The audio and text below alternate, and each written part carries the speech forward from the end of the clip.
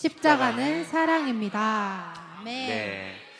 자, 오늘의 본문은 여러분 누가복음에 기록된 예수님이 십자가에 달려 죽으시는 장면입니다.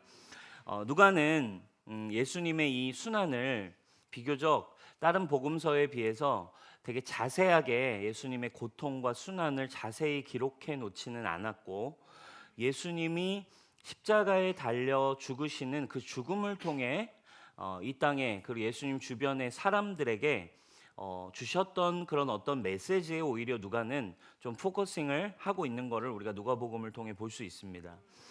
그래서 예수님 채찍 맞으시는 장면이나 이런 디테일한 좀 장면들이 많지 않고, 오히려 누가복음은 예수님 죽으실 때 지나가던 길에 예수님을 따라오던 사람들에게 주시는 메시지, 어떤 그런 메시지들이 좀 많아요. 누가는 오늘 그 예수님 죽으시는 장면인데, 십자가에 달리시는 장면을 통해 어떤 메시지를 좀 이 누가복음을 읽을 독자들에게, 또 성도들에게 주기를 원했을까요? 어떤 메시지를 좀 기록해두고 싶었을까요? 바로 핵심적인 누가의 의도가 담긴, 십자가에서 죽으실 때 예수님을 통해 누가가 전달하고 싶었던 핵심은 오늘 34절에 잘 나와 있습니다. 34절 말씀 우리 같이 한번 읽어보겠습니다. 시작. 이에 예수께서 이르시되 아버지여 저들을 사하여 주옵소서 자기들이 하는 것을 알지 못함이니이다 하시니라. 네, 십자가 위에서 사람들을 바라보며 하신 말씀이었어요. 그들을 향한 용서의 말씀을 하나님께 드리는 말씀이었어요. 이거를 여러분 우리가 가상칠언이라고도 불리는 말이 있어요. 이게 뭐냐면 십자가 상에서의 7가지의 말씀 해가지고, 예수님이 십자가에 이렇게 달리셨을 때 그 십자가 위에서 그 목숨을 한숨 한숨 쉬시면서 내뱉으신 7가지의 말이 있는데, 이제 그 중에서도 누가가 전하고 싶었던, 예수님이 십자가에 달리셨을 때 많은 여러 가지의 메시지가 있지만, 누가가 예수님이 십자가 위에 달리셨을 때 하신 말씀 중에 누가가 가장 전하고 싶었던 십자가의 핵심적인 메시지가 바로 요 34절인 거죠. 어떤 메시지? 바로 용서의 메시지였어요. 예수님이 고난을 받으시고 여러분 십자가에 달려 죽으신 이유가 여러분 무엇일까요? 목적은 단 하나입니다. 우리를 구원하시기 위해서죠. 우리를 구원하시기 위해서는 반드시 죄의 멍에를 해결해야 했어요. 죄가 해결되지 않고는 구원이 임할 수 없기 때문에 그분은 죄를 풀어내시기 위해 십자가에 달려 죽으신 거죠.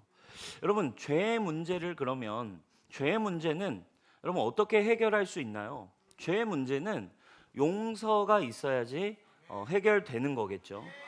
그러니까 죄의 문제는 용서로 푸는 거예요. 그거를 성경에서는 죄사함이라고 이야기를 해줍니다. 죄사함이 있어야만, 용서가 있어야만 구원이 찾아오는 거예요. 왜? 죄가 막혀 있기 때문에. 누가복음 1장 77절입니다. 주의 백성에게 그 죄사함으로 말미암는 구원을 알게 하시나니. 자, 구원은 뭘로 말미암아? 죄사함을 통해 구원이 온대요. 하나님이 우리를 용서해 주시고 죄를 사하여 주셔야만 우리는 이제 구원을 얻게 되는 거예요.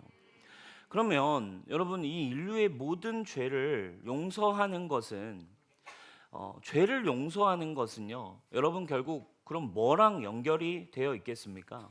죄의 용서는 결국 사랑하고 연결이 되어 있어요. 사랑해야 용서할 수 있기 때문이죠. 그럼 베드로가 예수님한테 이런 질문을 갑자기 던지잖아요. 나름 되게 자신감이 충만했었던지 예수님에게 약간 또 이렇게 자랑하듯 뭔가 이렇게 좋은, 약간 좀 칭찬받기를 원하면서 질문을 했던 것 같아요.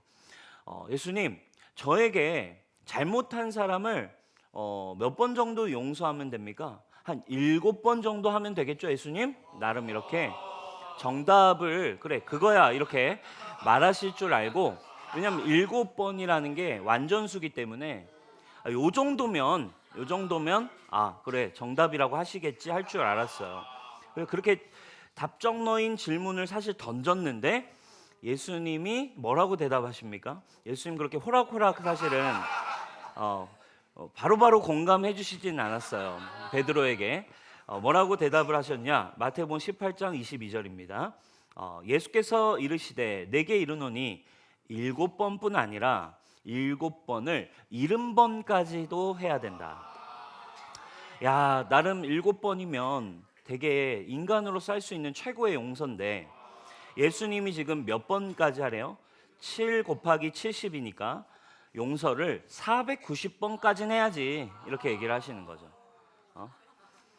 여러분 한번 생각해 보세요. 7번을 죄를 용서하는 것도 사실은 쉬운 일이 아닙니다. 그죠?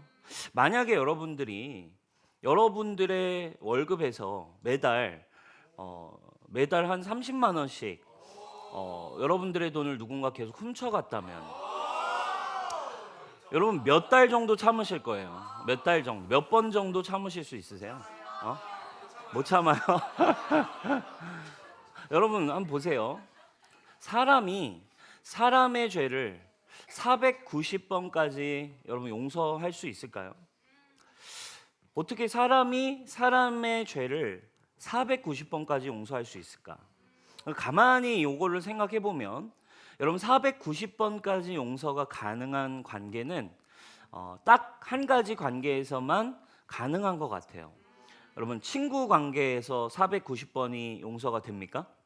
안 되죠. 절대 안 됩니다.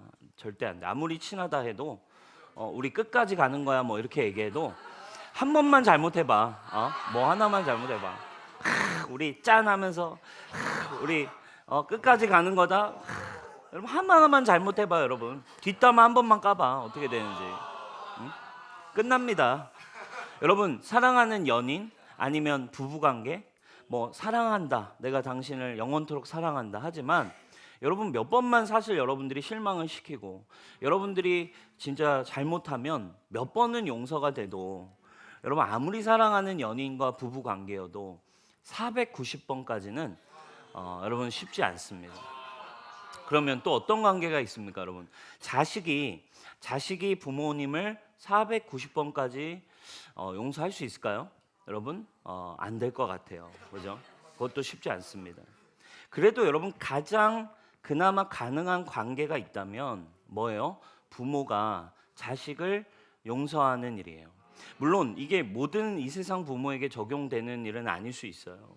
모두에게 다 똑같은 건 아니지만 그래도 가장 엇비슷하게 가능하다면 가능한 관계는 뭐냐면 부모가 자식을 용서하는 일이에요. 그럼 제가 무슨 이야기를 하고 싶은 거냐면 얼만큼 사랑하느냐가 사실은 얼마만큼을 용서할 수 있느냐를 결정해요. 그죠?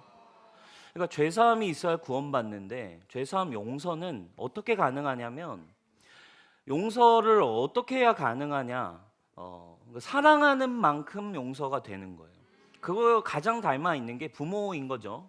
부모가 사랑하는 만큼이기 때문에 자식을 몇백 번이라도 잘못해도 똑같은 문제를 저질러도 용서가 가능해지죠.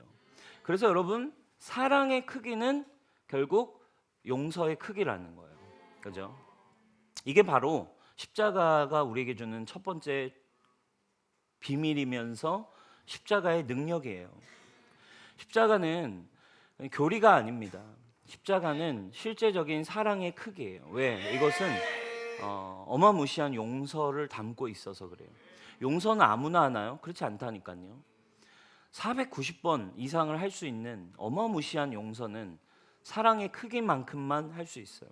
그럼 생각해 보세요. 수많은 이 인류의 모든 죄를 감당하려면 그럼 도대체 얼마나 큰 사랑이 필요하겠습니까? 수많은 모든 죄를 용서하려면 도대체 어느 정도의 크기의 사랑이어야 가능하겠냐는 거죠. 그 사랑이 바로 독생자 아들을 내어주신 아버지의 사랑이라는 거예요. 사랑하는 만큼 용서할 수 있다라고 얘기했어요. 근데 이건요, 여러분 생각처럼은 쉽지 않아요. 왜냐하면 용서를 하려면 용서에는 이제 또 뭐가 따라오냐면 이제 희생과 고통을 감수해야 되는 조건이 붙기 때문에 그래요. 자, 보세요. 내가 배신한 사람을 용서한다라는 건 뭔 말이에요? 내가 이미 배신당했다는 거예요. 그렇죠? 내가 나를 때린 사람을 용서할 수 있습니다라고 한다는 건 그 사람, 나를 때린 사람을 용서한다라는 건 어떻게 하는 거예요? 이미 맞았다는 거예요. 이미 두들겨 맞았다라는 거죠. 그렇죠? 여러분, 부모님의 사랑이 예를 들면 그러면 어떻게 일할까요? 그러니까 자식이 내게 거짓말을 해도 내가 감당하고 용서할 수 있다 이거죠. 부모가 예를 들면 용서할 때 내게 심지어 손해를 입혀도 부모가 내가 감당하고 용서하겠다 이거예요. 사랑하기 때문에 희생도 고통도 감당하는 거예요. 그러니까 자, 사랑의 크기만큼 용서가 돼요. 근데 용서를 하려면 희생과 고통이 따라와요. 2018년에 30대 청년이 이제 살인죄로 20년형을 선고받았어요. 그가 죽인 사람은 충격적이게도 자신의 친엄마였어요. 자기 친엄마를 죽였습니다. 평소에 좀 게으르고 직업이 없고 조금 이렇게 살아가 청년이지만 뭔가 소망 없이 살아가던 그 아들을 보면서 그 아들의 삶을 보면서 평소에 잔소리하는 엄마와 자주 말다툼을 했습니다. 하루는 이제 또 술에 취해가지고 집에 누워 있다가 이제 엄마가 또 잔소리를 하실 거 아닙니까? 이제 엄마와 잔소리를 하다가 말다툼이 됐고, 엄마와 이제 말다툼을 심하게 하다가 홧김에 엄마에게 술이 취한 상태에서 홧김에 의자를 들어서 의자로 엄마를 찢고, 그리고는 식칼을 들어서 엄마를 찔러 죽였어요. 그리고는 이 아들이 엄마를 찔러 죽이고 피를 다 흘리고 죽어가고 의식이 사라져가는 엄마를 보면서 이제 너무 순간 이제 깜짝 놀라서 이제 도주를 하려고 막 도망을 치려고 하고 있었습니다. 근데 이미 의식을 잃고 쓰러져 있는 줄 알았던 엄마가 갑자기 일어나서는 갑자기 고개를 들고는 나가는 아들에게 한마디를 던졌어요. 여러분, 죽음이 임박한 엄마가 도망치는 아들에게 던진 이 마지막 말이 너무 재판장에서 충격이었어요. 사람들이 이 사건을 접하면서 엄마가 자신을 죽인 아들이 도망갈 때 마지막으로 아들에게 고개를 들고 사라져간 의식 속에 던진 마지막 말은 이거였어요. 아들아, 옷에 피가 많이 묻었으니까 옷을 갈아입고 가라. 이렇게 마지막 말을 하고 숨을 거뒀어요. 뭘 얘기한 거예요? 도망갔는데 아들이 끝까지 죽는 그 순간에 자기를 찌른 아들을 걱정하는 거예요. 그 순간에도 아들을 걱정하면서 도망치는 아들이 잡히지 않기를 바라는 그 엄마의 마음인 거죠. 그죠? 여러분, 지금 자신을 죽인 아들을 오히려 이미 죄값을 묻고 말고도 없이 아들이 괜찮아지기를 이미 바라고 있어요. 찔리고 죽어가는 그 순간에서도. 그죠? 자신을 죽인 아들을 오히려 걱정하는 그런 마음의 근원이 어디서 오냐고요. 용서도 하고, 그리고 그 용서를 위해서는 희생과 고통이 감수돼요. 그럼 요거를 할 수 있는 근원은 결국 다시 가면 어디겠어요? 바로 사랑이라 이거예요. 용서를 누가 할 수 있습니까? 사랑의 크기만큼 할 수 있어요. 그래서 그 다음 두 번째 뭐예요? 용서의 크기는 그럼 어디에 비례합니까? 고난과 희생의 크기와 비례해요. 그죠? 사랑의 크기는 결국 용서의 크기와 비례하고, 그 용서의 크기라는 건 사랑해서 얼마만큼 고난과 희생을 감수할 수 있느냐까지 연결된다라는 거예요. 여러분, 예수님이 이 세상을 향한 용서의 크기는 얼마였을까요? 그러면 결국 이 공식을 따지자면 예수님이 이 세상을 향한 사랑의 크기, 예수님을 향한 이 세상의 용서의 크기는 뭐예요? 그분이 감당하신 고통과 고난과 희생만큼이에요. 그죠? 그분이 당하신 고통, 그분이 당하셔야 했던 순환, 그분이 당하셔야 했던 오해, 그분이 당하셔야 했던 그 모든 아픔의 크기가 사실 그분이 하실 수 있는 용서의 크기이고, 그분이 하실 수 있는 사랑의 크기입니다.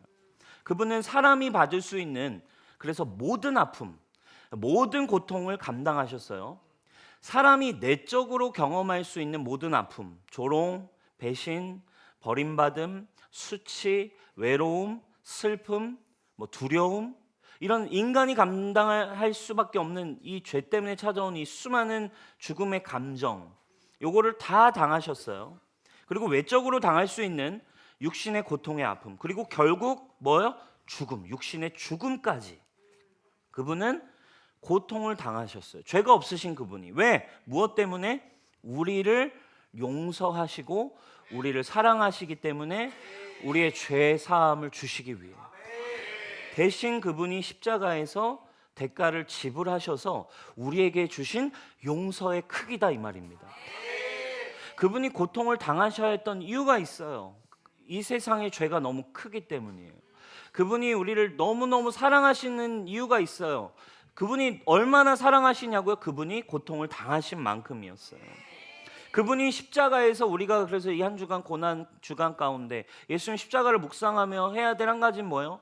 늘 우리는 예수님 십자가의 고난을 묵상할 때 힘들지만 채찍질을 얼마나 심하게 당하셨는지, 또 어떤 고통을 당하셨는지, 그분이 어떤 배신을 당하셨는지, 그분이 얼마나 발게 벗겨져서 사람들 앞에서 수치를 당하셨는지, 그분이 얼마나 심한 육체적인 고통과 하나님과의 분리됨과 외로움과 이 모든 것을 경험하셨는지를 묵상합니다. 그거 우리를 괴롭게 하기 위해서 아니에요. 그분의 사랑이 얼마나 큰지를 우리는 묵상하기 위해서죠. 그죠? 요한복음 3장 16절이에요. 하나님이 세상을 이처럼 사랑하사 독생자를 주셨으니 이는 그를 믿는 자마다 멸망치 않고 영생을 얻게 하려 하심이라. 하나님이 우리를 얼마나 사랑하실까요? 이처럼이래요. 이처럼은 뭐예요? 여러분 십자가만큼이에요. 그렇죠? 이처럼. 여기 나오는 이처럼이라고 하는 것은 예수 그리스도의 십자가 사건이에요. 그러니까 십자가를 만나지 못한 사람은 용서의 크기를 알지 못해요. 주님이 나를 얼마나 사랑하는지도 사실은 알 수 없다라는 말이죠. 이처럼 사랑한다라는 거. 여러분, 예수님을 만나는 거는 다른 데 있지 않아요. 그냥 예수님의 사랑을 경험하는 것은 그래서 사실은 십자가를 만나는 데 있습니다. 여러분 정말 십자가를 경험하셨습니까? 이 십자가는 이 세상을 향한 반전 드라마예요. 모든 이 사건을 보며 모든 피조 세계와 천사들과 심지어 사탄들도 놀랍니다. 아니 하나님이 인간을 저렇게 사랑하실 수 있나? 아니 이 인간을 살리겠다고 하나님이 사람이 되어서 오신다니. 아니 그 하나님이 사람이 되어 오시는 걸 넘어서서 그 인간을 위해 대신 매를 맞고 침뱉음을 당하고 수치를 당하고 그 인간들에게 버림당하고 그 인간들에게 배신당하고 그리고 결국 하나님으로 오신 그분이 왕의 자리에 가는 게 아니라 십자가에 달려 가장 낮고 초라한 저주받은 자가 달린다라고 한 나무에 달려 죽어버린다고? 여러분 이건 충격적인 사건입니다. 그리고 천지가 전 영적 세계에 이 세상의 모든 판도가 바뀐 사건이었어요. 사랑이신 하나님이 이 땅에 당신의 사랑을 아로새긴 사건, 바로 그것이 여러분 바로 십자가의 사랑이었습니다. 여러분 오늘 본문은 그분의 사랑과 그분의 이 용서의 크기가 어디까지인가에 대해서 우리에게 말해주고 있습니다. 자, 34절 지금 누가가 이야기하고 싶은 한 가지의 메시지, 십자가에서 예수님이 전하신 메시지 뭐예요? 저들을 용서하여 주십시오. 자, 용서해달라고 말씀하신 뒤에 등장하는 사람들이 있습니다. 이들이 용서의 대상들이겠죠. 누가 나옵니까? 예수님을 고문했던 군인들, 당시 예수님을 이제 죽여라 했던 유대인 백성들, 종교인들, 관리들, 수많은 사람들이 앞에 놓여 있었어요. 예수님의 사랑은 어디까지 닿을까요? 그 자신을 죽이라고 했던 모든 사람들에게 해당하는 메시지겠죠. 그런데 많은 사람들이 예수님 십자가 앞에 있어요. 그리고 예수님이 용서해달라고 요청을 하지만 오늘 누가가 특별히 이 십자가 상에서 포커싱하고 있는 인물들이 또 나와요. 추가로 누굽니까? 바로 오늘 우리가 읽은 예수님 양옆에 함께 십자가에 예수님처럼 똑같이 못 박힌 두 남자입니다. 이들이 누굽니까? 다른 성경에는 강도들이라고 표현됐고 오늘 누가복음에는 행악자들이라고 표현되어 있어요. 자, 왼편과 오른편에 진짜 이 사형 선고를 받은 이 흉악범들이겠죠. 이들이 예수님 죽으실 때 같이 사형 선고를 받은, 그래서 사형 집행이 같이 이루어지는 두 명의 죄수였습니다. 그런데 이 오른편에 있는 죄수와 왼편에 있는 죄수의 반응이 조금 달라요. 자, 한 강도는 계속 십자가에서 너무 막 아프고 저주스럽고 지금 죽어가는 그 상황 속에서 막 그 예수님을 같이 욕하고 예수님을 막 죽어가면서 예수님을 욕하고 조롱합니다. 모욕합니다. 근데 한 강도는 오히려 예수님을 욕하는 반대쪽의 강도를 막 꾸짖으면서 이분은 죄가 없는 분이야. 우리는 진짜 죄 지은 것 때문에 우리는 이렇게 죽어도 싸지만 이분은 진짜 죄가 없으신 분이라고 하면서 예수님을 변호하면서 예수님 앞에 자기의 죄를 죽어가면서 회개하기 시작합니다. 그러면서 조심스럽게 요 강도가 예수님께 이런 부탁을 하기 시작해요. 42절입니다.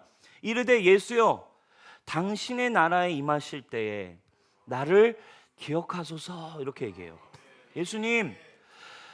예수님이 낙원에 들어가실 때 저를 좀 꼭 기억해 주십시오. 여러분, 근데 이 부분에서부터 우리는 이제 고민이 시작돼요. 여기가 잘 넘어가져야 십자가가 여러분들에게 어떻게 다가오냐가 달라져요. 자, 보세요. 여러분, 당시 십자가에 달려 죽을 정도면 지금 얼마나 나쁜 죄를 지은 흉악범들이겠습니까? 그러니까 평생 죄만 짓다 살아온 악질 강도들이에요, 지금. 그죠? 자, 아니 평생토록 죄만 짓고 뭐 사람을 죽였을지 뭐 정확히는 안 나오지만 어쨌든 극악무도한 죄들을 좀 지었지 않겠습니까? 사람들에게 피해를 줬던지. 이 흉악한 죄를 지은 네가 지금 평생 죄 짓다가 온 네가 예수님께 용서를 구해? 야, 너 염치가 있냐? 야, 너 파렴치 않냐? 지금까지 죄 짓고 오다가, 응? 너 6일 내내 죄 짓고 오다가 이 주일 예배 잠깐 와가지고 뭐 너 염치가 있냐 너? 진짜?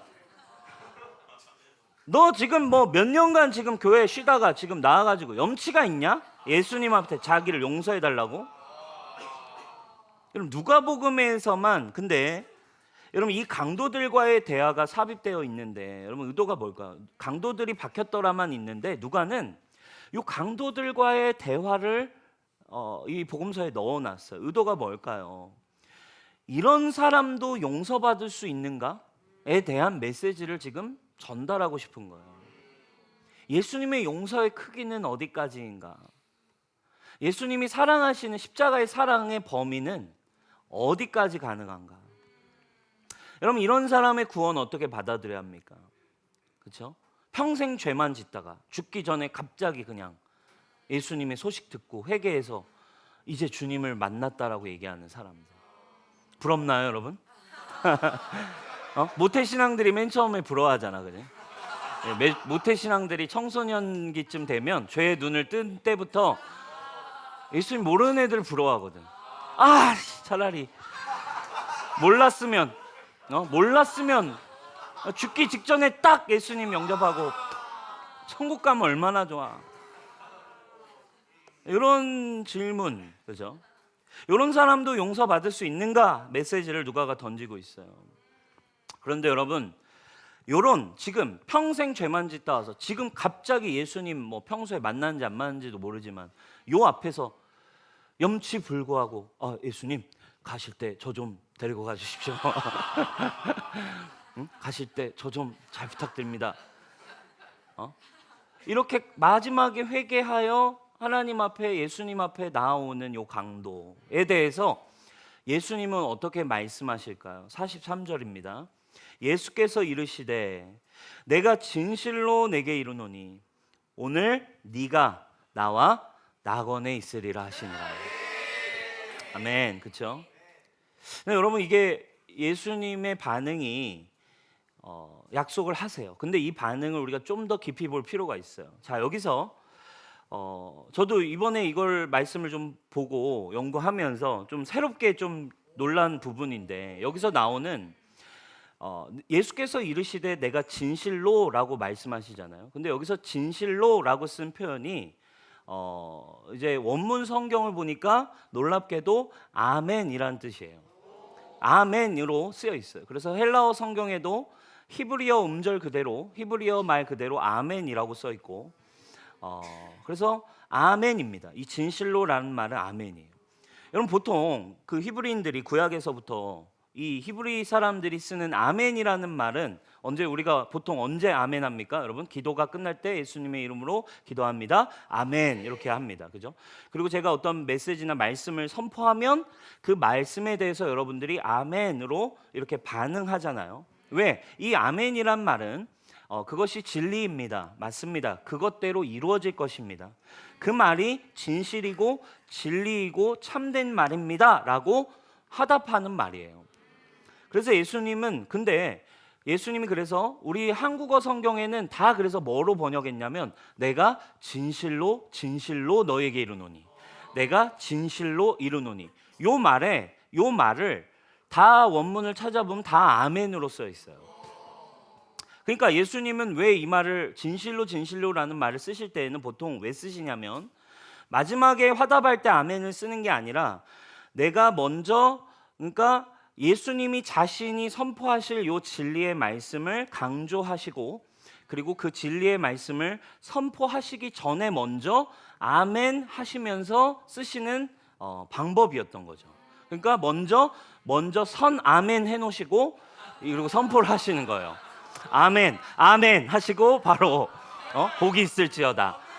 뒤에 아멘 하시는 게 아니라 선 결제하시고 그 뒤에 이제 약간, 이게 이제 예수님의 이제 패턴인데, 그래서 우리 한국어 성경에는 내가 진실로 너에게 이르노니, 내가 진실로 진실로 이르노니, 이렇게 쓴 말이 내가 진짜 이런 한국어 이런 표현이 아니라 내가 진짜 찐으로 얘기할게, 이런 강조가 아니라 히브리어로는 뭐라고요? 아멘이라는 말이었어요. 근데 여러분, 이게 예수님의 말 표현 중에서 자신의 말이 아니라 남이 하는 이야기를 듣고 아멘이라고 반응하시는 말씀이 있는데, 그 첫 번째의 예가 뭐냐면, 보통은 자신의 말 앞에 아멘이라고 하는데 예수님이 상대방의 말을 듣고 아멘이라고 하시는 부분이 있어요. 딱 두 군데가 성경에 나오는데, 그 첫 번째가 바로 로마 그 백부장의 믿음, 백부장의 이야기를 들으셨을 때예요. 백부장이 예수님에게 예수님, 저희 집에 오시지 마십시오. 감당할 수 없습니다. 저도 부하들을 부리는 사람인데 제가 부하들에게 이리로 오라면 오는 거고 가라면 가는 겁니다. 제가 권위가 있기 때문에 명령하면 그대로 제 부하들이 일하듯이, 예수님 당신이 왕이시고 하나님이신데 명령만 하옵소서, 그러면 다 이루어질 것입니다.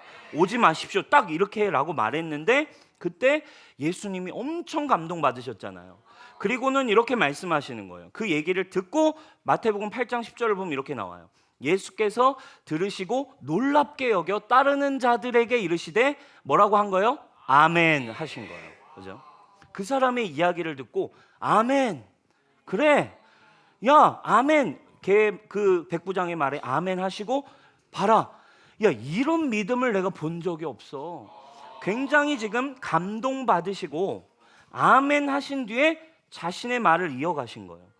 그런데 여러분, 자신의 말이 아니라 남의 말을 듣고 아멘이라는 말로 시작하시는 또 다른 유일한 두 번째 장면이 오늘 이 강도의 이야기를 들은 뒤에요. 예수님, 낙원에 가실 때 저를 꼭 구원해 주세요. 지금 예수님 앞에서 예수님이 죄가 없으시다라는 것을 깨닫고, 우리와 다르게 이분은 죄가 없으신 분이다.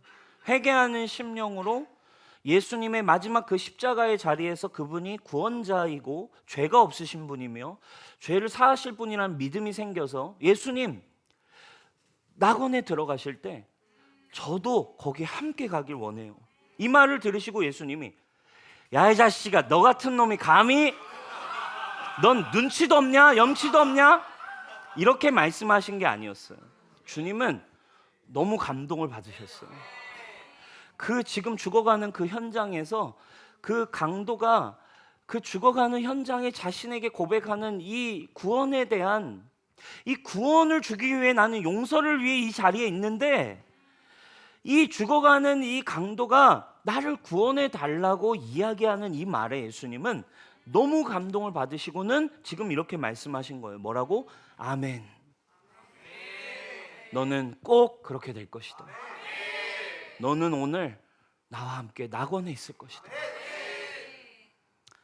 여러분, 저는 이 십자가에서 이 강도와 예수님의 대화로 사실은 누가가 예수님의 사랑과 용서의 크기가 어느 정도인지 다 끝내버렸다라고 생각을 해요. 이미 끝난 거예요. 이 강도와의 대화를 삽입하면서 예수님이 용서를 하되 누구 어디까지 얼마만큼 용서하는가를 분명히 보여준 거예요. 예수님의 십자가는 뭐예요? 죄의 크기가 가장 큰 사람이어도, 믿은 시간이 가장 짧은 사람이어도 구원하실 수 있는 놀라운 사랑이에요. 뭐라고요? 예수님의 십자가는 죄의 크기가 가장 큰 사람이어도, 믿은 시간이 가장 짧은 사람이어도 얼마든지 구원하시는 하나님의 사랑이십니다. 누군가는 오늘 본문을 보고 부끄러운 구원이라고 흔히 쉽게 이야기합니다. 또 많은 사람들은 그래서 이런 사람들이 용서받는 이 십자가의 사랑 때문에 기독교를 욕하기도 하고 기독교를 힘들어하기도 합니다. 이 용서를 통해 받는 피해에 대해서 욕합니다. 아니, 그냥 예수님의 사랑 그거 하나 의지하면 용서받았다고 하면 끝이야? 그리고 사람들은 이거에 대해서 불합리하다라는 생각을 조금씩 하는 거죠. 대표적인 게 뭐예요? 9시부터 와서 일한 사람이랑 오후 5시 끝나기 전에 와서 일한 사람이 그래도 난 9시부터 일했으니까 쟤 오후 5시에 일한 애가 오늘 5만 원 받았네? 그러니까 나는 오전 9시에 왔으니까 난 10만 원 주겠다 생각했는데 이건 웬일? 5만 원을 주는 거예요. 열받죠, 여러분. 그럼 나도 5시에 오고 싶은데. 근데 여러분, 그건 어쩔 수가 없어요. 여러분이 그렇게 태어난 거예요. 주님을 이미 만나버린 거죠. 근데 그걸 뭘 놓치고 있는 거예요? 그 시간이, 그죠? 일찍 와서 주님과 더 함께 할 수 있는 시간에 대한 기쁨을 헤아리지 못하는 거죠. 그죠? 여러분, 이 모든 관점, 그러면 다 용서해? 무조건 용서만 하면 다 용서돼? 쟤랑 나랑 같아? 그냥 누구나 그냥 이렇게 하면은 불편한 이야기들을 막 합니다. 그래도 저런 놈은 안 되지. 교회 안에서도 이렇게 우리는 얘기를 많이 해요. 인간적으로 충분히 이해가 됩니다.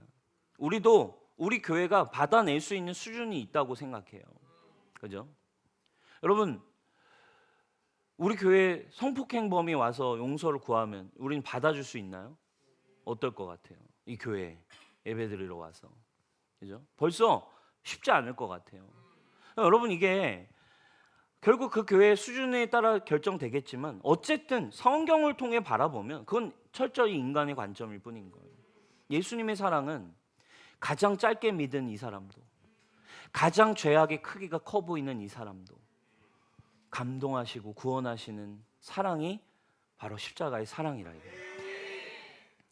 여러분, 많은 복음을 붙든 사람들이, 그래서 교회가요 교도소를 많이 찾아가는 이유가 이 본문 때문이에요. 교회가 교도소에 가서, 선교단체나 교회가 교도소에 찾아가서 위문하고 복음을 많이 전하는 이유 중 하나가 바로 이 본문 때문이에요. 아무리 죄악을 지은 그 사람이라도 예수님의 사랑은 공평하게, 예수님의 사랑이 닿을 수 있다면, 한 영혼이라도 회개하여 다시 돌아올 수 있다면. 그리고 여러분, 실제로 오늘 본문과 같은 사건이 우리나라에 실제적으로 이제 벌어지게 되면서 이제 기독교의 교리와 복음이 지금까지도 사실은 한국 사회에 굉장히 뜨거운 감자가 되기 시작합니다. 왜? 죄수들에게 교회가 막 복음을 많이 전하는 거예요. 그러니까 교회에 많은 뜨거운 건, 그리고 영화로도 막 많이 나오잖아요. 그런 기독교의 이 교리에 대한 공격하는 영화들이 많이 나오는 거죠. 지만 용서받았으면 다야. 뭐 이런 거.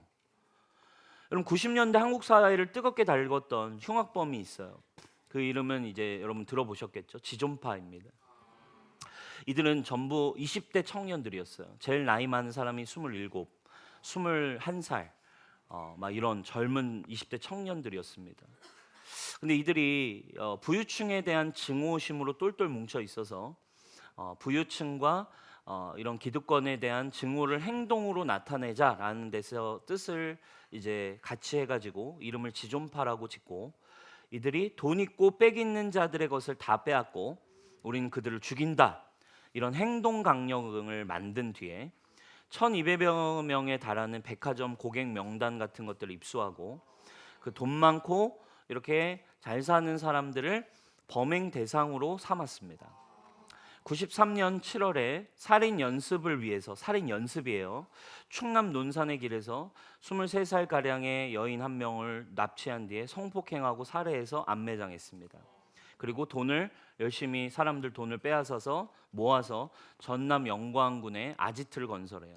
겉으로는 보통집을 매매해가지고 산 것이었지만 그 안에 나중에 수사를 하면 밝혀졌죠. 그 안에 중장비를 동원해서 막 이렇게 이제 막 그 저기를 해가지고 지하실을 만들고 거기에 창살 감옥을 만들고 그리고 약간 뭐 소각장을 설치를 합니다. 그 약간 화장하듯이 사람 시체를 태울 소각장을 설치합니다. 그리고 부자들을 잡아다가 죽이기 시작해요. 그리고 인육을 먹기도 했습니다. 온 국민을 충격과 공포에 빠뜨린 범죄 집단이 바로 지존파였어요. 당연히 이들이 다 사형 선고를 받았습니다. 다 사형 선고 받고 이제 교도소에서 사형 날만을 기다리며 수감 생활을 하게 됩니다. 그런데 이들의 소식을 듣고 이들을 불쌍히 여긴 사람이 생기기 시작했어요. 그래서 주변 교인들도 막 욕했어요. 걔네들까지 왜 그렇게 해? 그래도 그건 아니지. 그죠? 근데 주님의 마음을 받은 이재명 집사님을 중심으로 전도 특공대가 만들어졌어요. 그리고 그들에게 복음을 전하기 시작했습니다.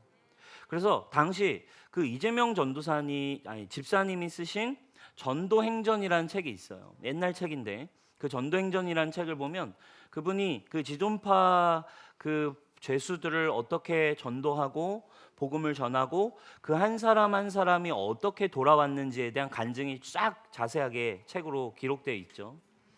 그러니까 그 사람들을 전도하려고 할 때 교회 사람들도 다 꺼려했습니다. 아니 그런 놈들한테 구원이라뇨. 그런 놈들은 정신을 차려야 됩니다. 흔히 할 수 있는 말이에요. 그리고 그들을 면회하려고 교도소에 갑니다. 근데 간수들마저도 당신 무슨 상관인데 그 사람 알아? 그러니까 간수들도 얘네에게 좋은 일을 해주고 싶지 않은 거예요. 이 지존파 너무 진짜 극악무도한 요놈들은 그냥 진짜 죄의 대가를 제대로 받아야 되니까 어떤 것도 그냥 뭐 아예 면회도 안 시켜주고 아무것도 해주지 않고 아무것도 연결해주지 않았습니다. 그래서 이들은 가족들도 외면하고 온 국민이 저주하는 그들을 전도하려고, 그들에게 복음을 전하려고 닿지가 않으니까 그들에게 영치금을 넣기 시작했어요. 지존파 그 사형수들에게 영치금을 넣고, 그리고 그들에게 복음과 사랑의 메시지를 담아서 편지를 계속 써서 그 지존파 그 사람들에게 편지를 계속 보냅니다. 사형수였던 그들도 온 국민들이 자신들을 저주하고 있는데, 아니 도대체 이 사람들은 왜 나를 도우려고 하는가? 왜 우리에게 친절을 베푸는가 하면서 궁금해지기 시작했고, 계속되는 그들의 무조건적인 사랑에 마음이 열리기 시작했어요. 그리고 그들이 보내준 복음과 예수님의 사랑이 담긴 편지를 읽으면서 예수님의 복음을 이들이 받아들이게 됩니다. 그리고 그들을 통해 회개하게 되고 그들이 세례까지 받게 되었어요.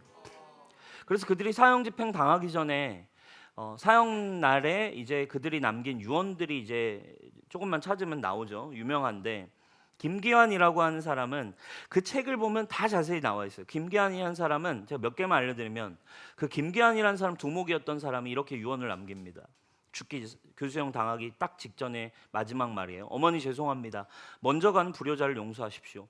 피해자와 그분들의 가족과 모든 분들께 진심으로 사죄드립니다. 저를 보살펴 주신 분들에게도 감사드리며 저의 집은 팔아서 교회 설립하는데 저의 시신은 의과대학의 실습용으로 기증하겠습니다. 이러고 죽어요. 김현양이라고 하는 사람은 죽기 직전까지 복음으로 이제 세례를 받은 뒤에 그 교도소에서 30명 이상을 전도했고, 그 사람들이 넣어준 영치금을 자신이 전도한 사람들에게 성경 사는데 선물 쓰기 시작해요. 그리고 그는 사형당하는 마지막 순간에 405장 나 같은 죄인 찬송가를 부르면서 울먹이며 하나님 감사합니다 할렐루야 외치며 떠났는데, 그가 마지막 신었던 흰 운동화에 볼펜으로 신발을 벗고 이제 올라가잖아요. 그 흰 운동화에는 성구 두 구절이 적혀 있었대요. 근데 그중 한 구절이 오늘 우리가 읽은 누가복음의 말씀, 오늘 네가 나와 함께 낙원에 있으리라 라는 말씀이었대요. 그리고 다른 모두가 피해자들에게 자신의 죄를 사죄하고 그리고 신앙을 고백하면서 사형장에서 세상을 떠났다고 합니다. 여러분, 오늘 질문하고 싶어요. 이 지존파 구원 받았을까요? 여러분, 정말 구원을 얻었을까요? 여러분, 오늘 이 말씀을 따라 본다면 그렇죠, 저는 구원을 얻었을 거라고 생각합니다. 왜일까요? 오늘 이야기하고 있는 예수님이 죽으신 이 십자가의 목적이 2000년 전이나 십자가의 용도가 2000년 전이나 지금이나 똑같기 때문에 그렇습니다. 예수님의 십자가는 죄의 크기가 가장 큰 사람이어도, 믿은 시간이 가장 짧은 사람이어도 구원하실 수 있는 복음의 능력이 바로 십자가의 사랑이고 능력인 거예요.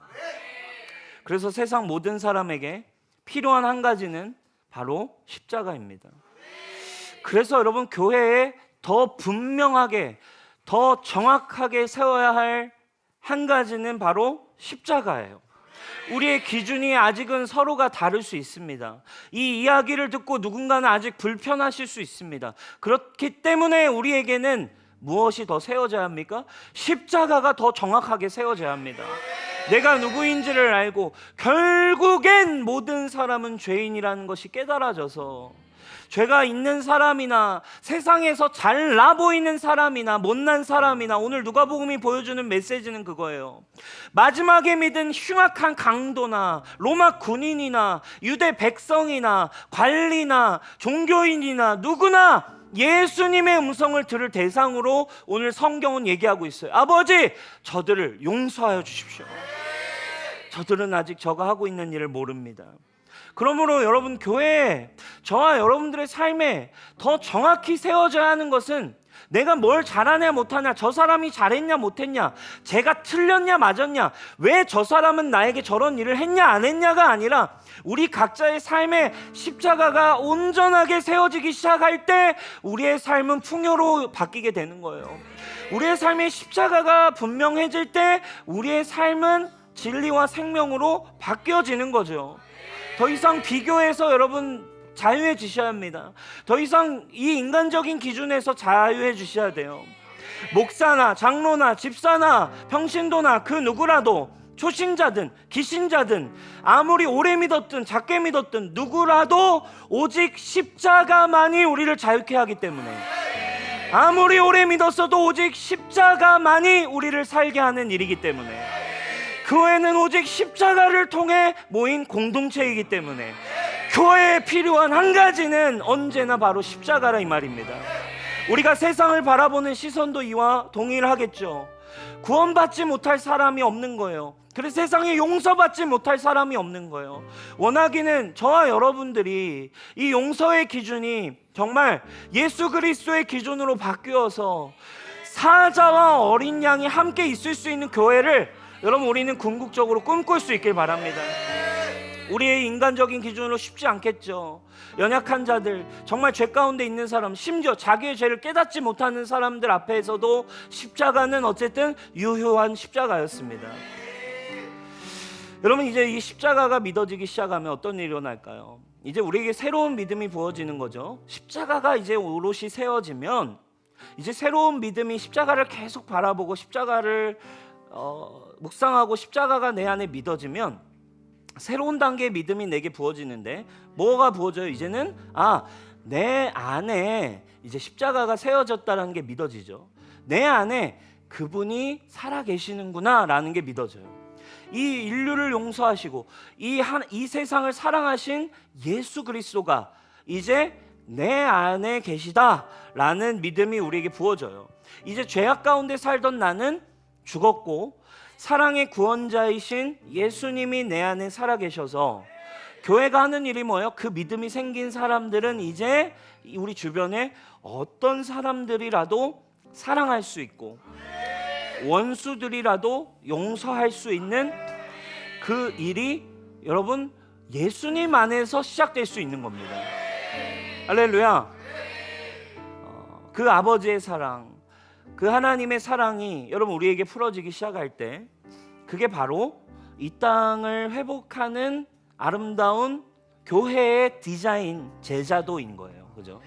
억지로 용서할 수 없어요. 억지로 세상을 바꿀 수 없어요. 우리가 아무리 선을 행한다고 세상이 바뀌어지는 게 아니에요. 그 모든 사람을 용서하시고 품을 수 있는 예수님이 십자가가 내 안에 있을 때에만이 우리가 손해본다는 생각도 사라지고 내 안에 예수님이 살아계실 때 사랑과 용서가 나를 풍성하게 하고 일하는 교회. 여러분, 그런 교회를 우리가 함께 꿈꿨으면 좋겠습니다. 넘어지겠죠. 쉽지 않겠죠. 그러나 여러분, 언제나 우리가 할 수 있는 한 가지, 주님, 우리가 예수님 앞에 나올 때, 교회에 나올 때, 예배 드릴 때, 주님, 이 교회에 주님 주권이 주님 십자가 있게 하여 주십시오. 이 교회의 기준이 십자가 앞에 서게 하여 주십시오. 그 누구라도 십자가 앞에 깜빡 죽게 하여 주시고, 십자가 앞에 무릎 꿇게 하여 주시고, 십자가만을 높이게 하여 주시고, 그분의 부활의 영광에 함께 동참하는, 생명에 동참하는 더 많은 사람들이 그 사랑과 용서 앞에 생명을 누릴 수 있는 여러분 그런 교회가 될 수 있기를, 그 십자가의 사랑이 우리의 가정과 우리의 삶과 우리의 이 도시까지 나아갈 수 있게 되기를 예수님의 이름으로 축복합니다. 우리 자리에 일어나서 함께 주님을 찬양합시다.